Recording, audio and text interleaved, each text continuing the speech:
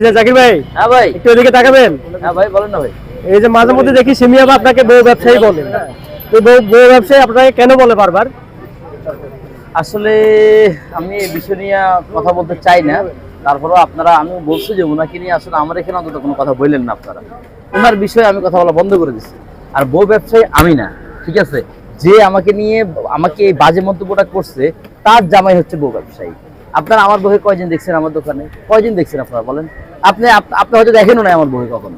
But ঠিক আছে, যে আমাকে এই মন্তব্যটা করছে যে আমি বউ ব্যবসায়ী, আপনি দিন শেষে খেয়াল করে দেখবেন যে বলছে ওনার হাজবেন্ড হচ্ছে বউ ব্যবসায়ী, তার কোনো যোগ্যতা নাই দেখে সে বউরে রাস্তায় নামাই ব্যবসা করার জন্য। তাহলে বউ ব্যবসা হইলো কি আমি, নাকি যে বলছে তার জামাই? না, উনি তো বলে যে আপনার বউ কেক বানাতে আপনি বেচেন। না ভাই, মেন কথা হচ্ছে কি, দিন শেষে কিন্তু আমার বউ বানায় দেয়, বাসা থেকে বানায় দেয়, সে তো রাস্তায় আসে না।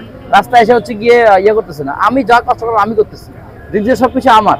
কিন্তু ওনাকে তো আমি কোনো কষ্ট দিচ্ছি না, কিন্তু যে বলে তার জামাই হচ্ছে বউ ব্যবসায়ী। তার মানে আপনি বলতে চাচ্ছেন আপনি বউ ব্যবসায়ী না? আমি বউ ব্যবসায়ী না, যিনি আমাকে এই অপবাদটা দিচ্ছে উনি হচ্ছে বউ ব্যবসায়ী, উনার হাজবেন্ড হচ্ছে বউ ব্যবসায়ী।